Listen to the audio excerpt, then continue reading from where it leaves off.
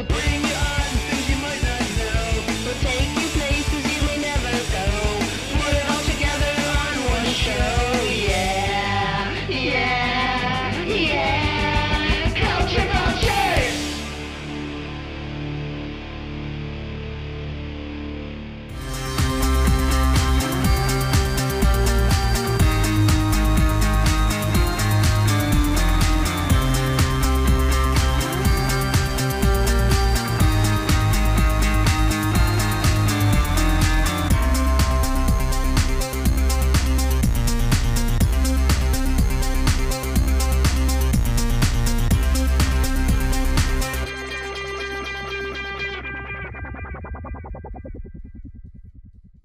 I am a very stylish girl.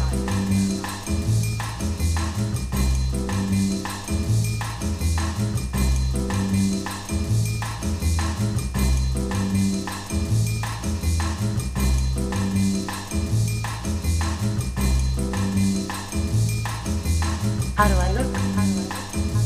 Very good. How do I look? How do I look? How do I look? Very good. I must say I'm amazed.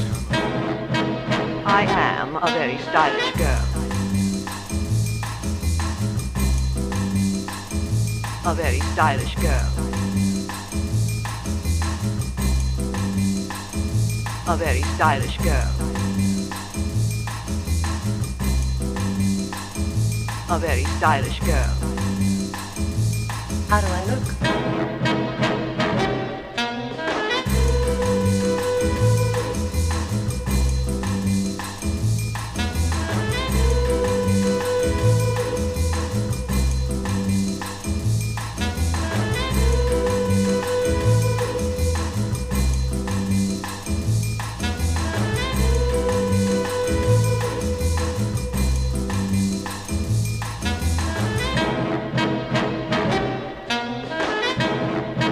I am a very stylish girl. How do I look? How do I look? How do I look? Very good. I must say I'm amazed. I am a very stylish girl. A very stylish girl. A very stylish girl. A very stylish girl. A very stylish girl. I am a very stylish girl.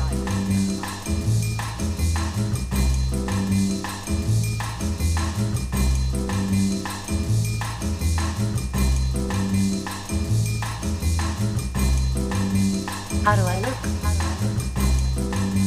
How do I look? How do I look? Very good. I must say I'm amazed. I am a very stylish girl.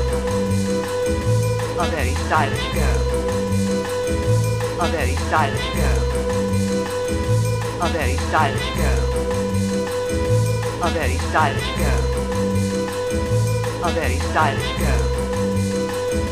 A very stylish girl. A very stylish girl. A very stylish girl. I am a very stylish girl.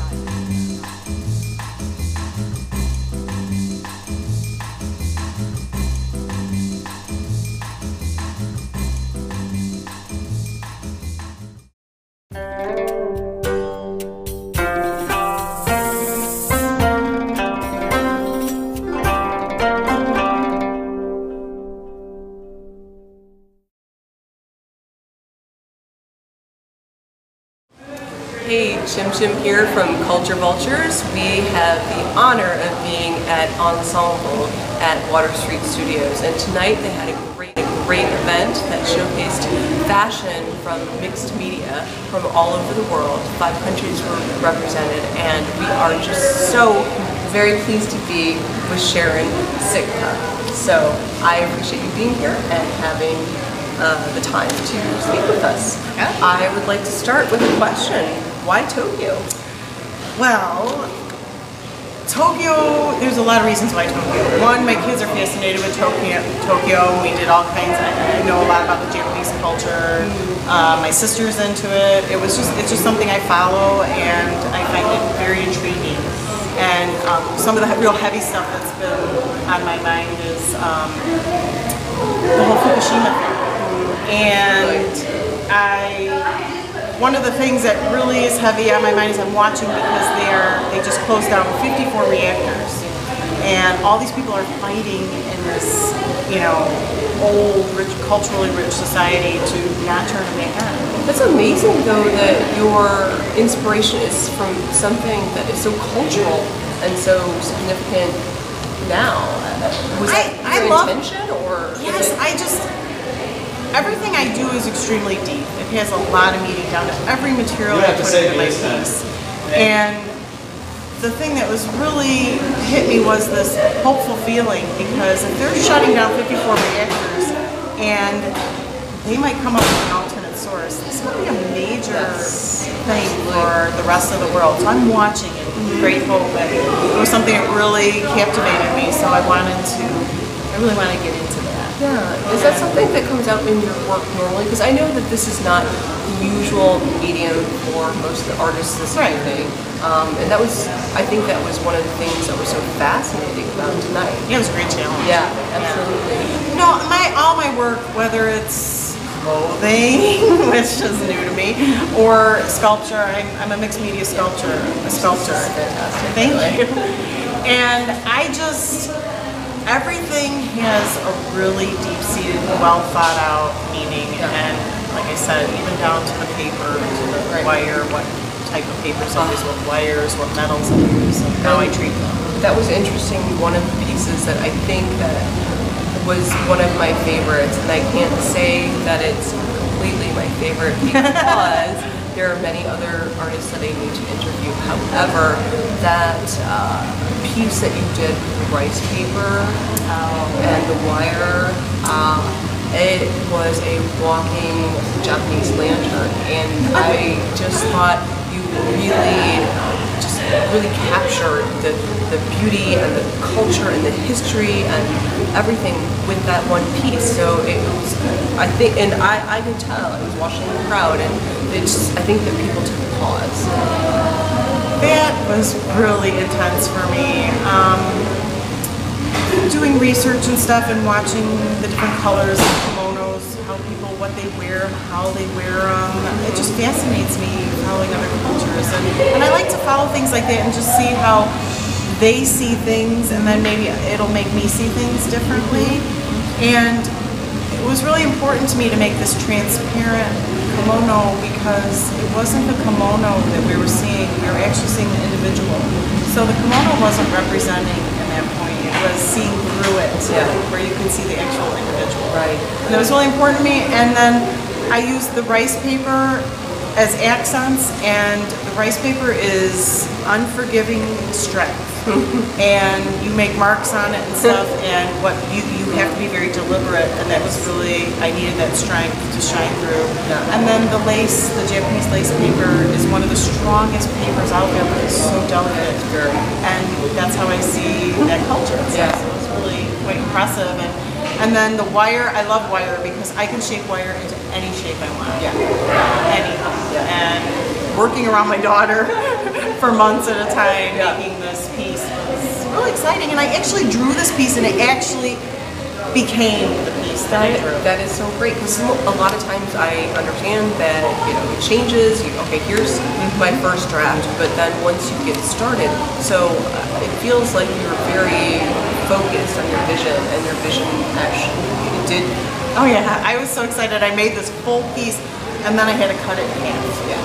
And when I cut it in half, the pieces come apart and can hang on the wall, the front and the back. So you have another piece from this as well. It is, and I was like, yes! When I cut it in half, I was like, this is awesome. This is actually doing what I wanted it to do. Oh, so it can be worn, and it also can be worn, beyond a wall. Oh, so, yeah. A beautiful piece of artwork. It is beautiful. So the metal look that you did with your piece for the show tonight. That was another great experiment. I had to figure out what kind of metal I could adorn this person in so it wasn't weighing her down.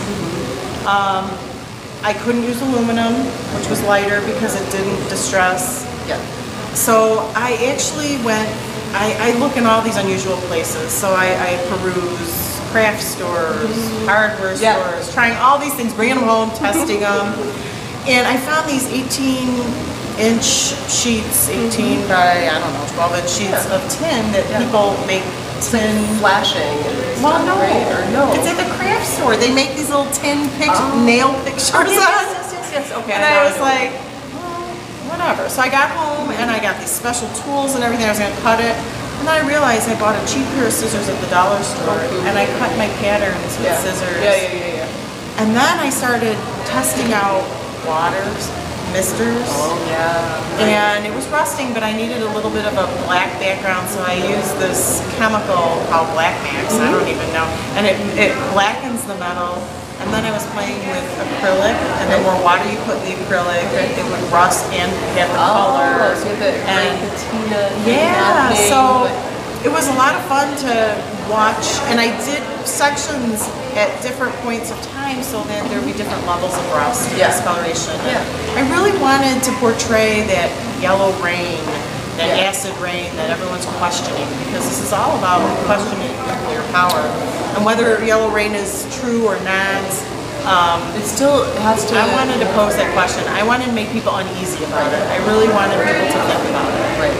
I think that's something that is clear in your work, and that's something that drives you, to do what you do. Because anyone can, put together something. Oh, okay, they went to the hardware store. Look at it, I'm so crafty.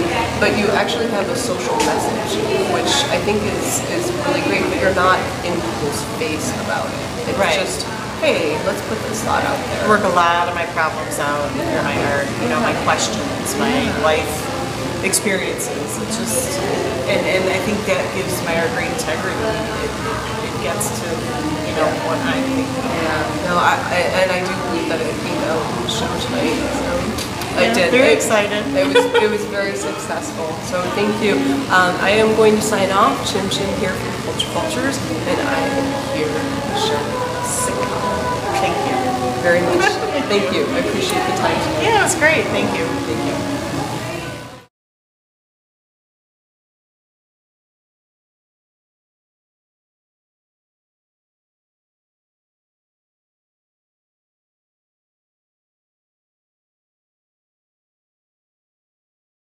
Hey, Chim Chim here from Culture Vultures, and I have the honor of being here with Andrea, who Andrea has been such a large part of this evening tonight. And Andrea, please tell us a little bit about yourself and what you contributed to the show.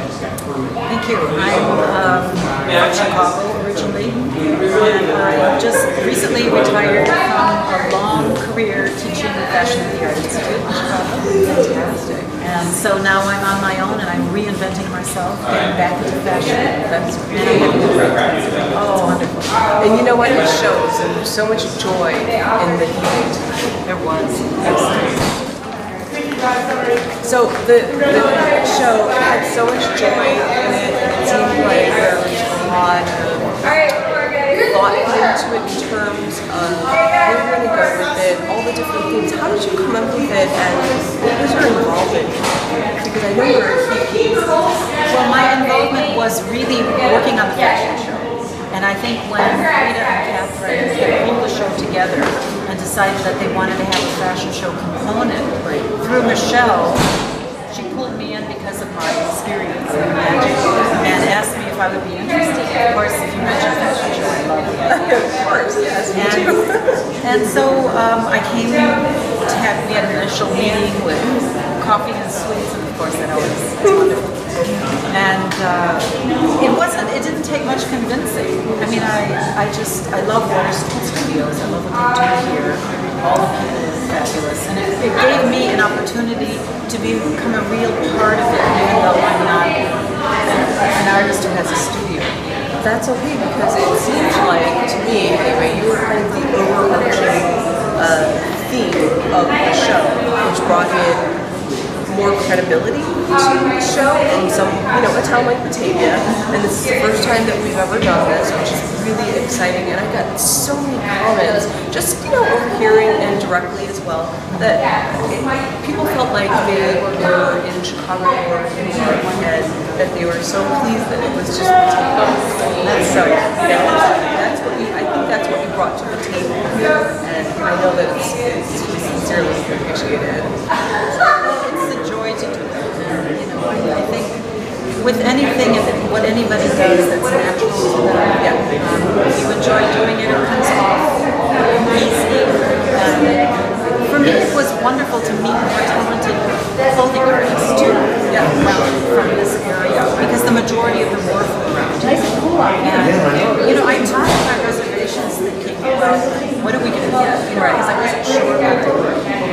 And I'm so wonderfully surprised by the design quality, by the execution quality, by the professionalism of every designer that was involved in it, and the models they chose, and it just worked out so well. I thought it was seamless. So now I've got a lot of good ideas about where we can take the next step, and involve more fashion, just fun kinds of things that we can do. Isn't that more? It's just so exciting to just get a vibe, you get some inspiration from things like this. And one of the things that I really liked about this show and that I was drawn to was that it had that fashion edge to it, which everyone, no matter who they are, they are interested in that. So it's because it's accessible. I mean, I'm doing a lot of talking here, but I mean, maybe, what is your take on, getting yourself involved in a project like this with fashion? Will you continue to do something like this in fashion? Yeah, absolutely. I think that it's a wonderful thing to do. And it's fun to do. It's not only taking up time, but it's about meeting the people. It's about bringing another level of enjoyment, performance, whatever you want to call it. It's entertainment to a degree, but I think it's entertainment with a focus of something that, either one can wear or one can dream you'd like to be in that. Right. And that's always so much fun to do.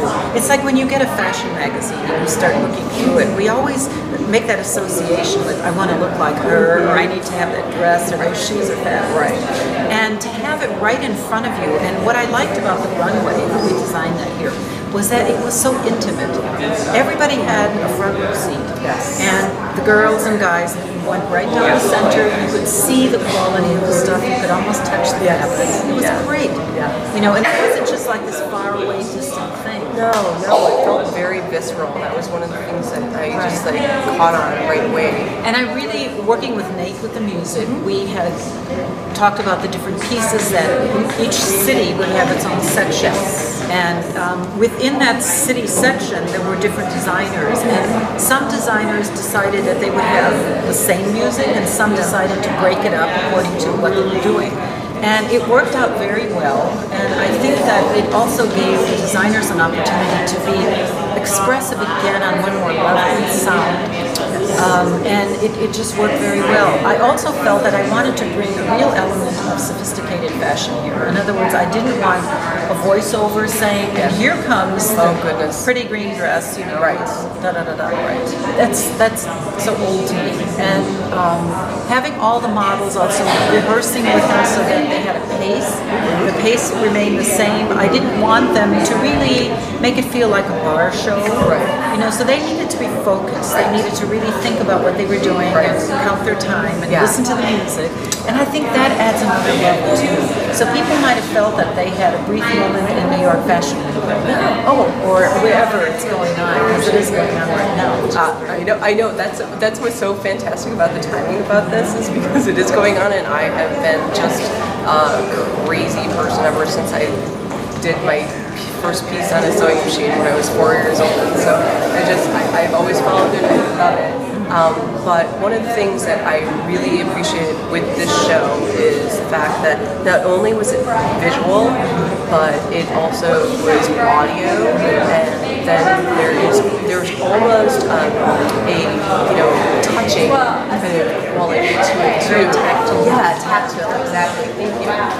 So what a beautiful show. It's not, fashion shows don't do that.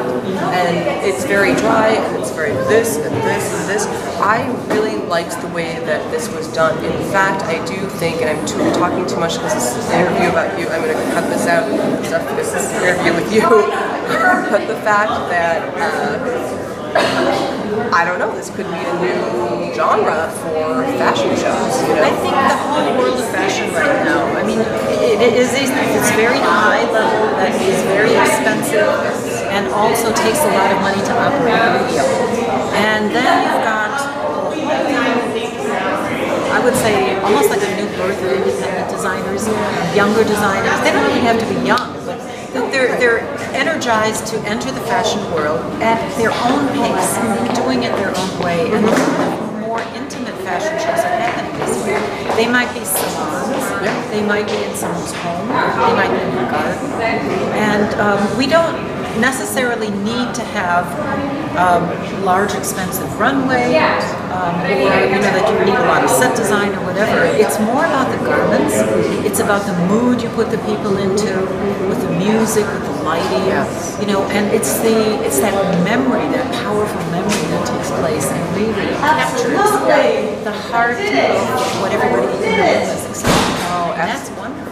Oh, it is very exciting, and I'm going to say thank you so much. I can't tell you how much I appreciate the time that you had spending. When you really have time, I can tell you about some fabulous fashion shows I've been at my whole career. From things in Paris and Milan and whatnot. It'll be fun. I'm going to faint. I am going to faint, literally. I love you. This may not be on camera, or it might be.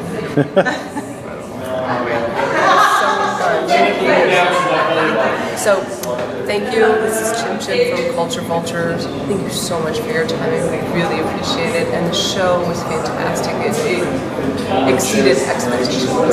Thanks so much. Thank you very much. Appreciate it. Good night.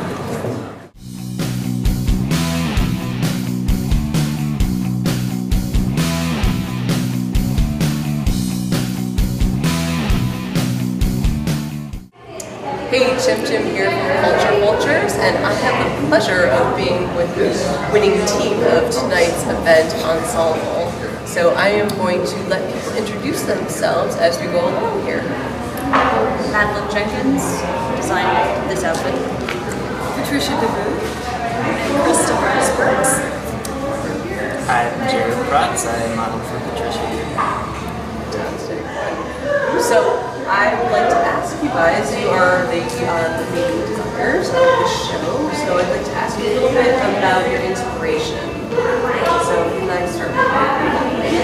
Sure. I was inspired by the sort of clash of modern and historic in London. There's sort of slick phone box looking thing, and then the sort of regal, the royalty looking kind of pearls and tea time.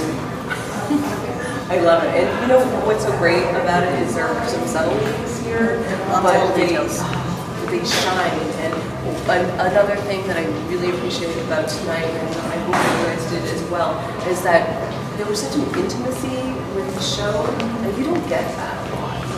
So, and especially here in Batavia. So I think that this video really stepped up tonight. So, So I would like to get to you as well as far as your contribution to this evening, and we had the pleasure of meeting the other night, so I appreciate that as well.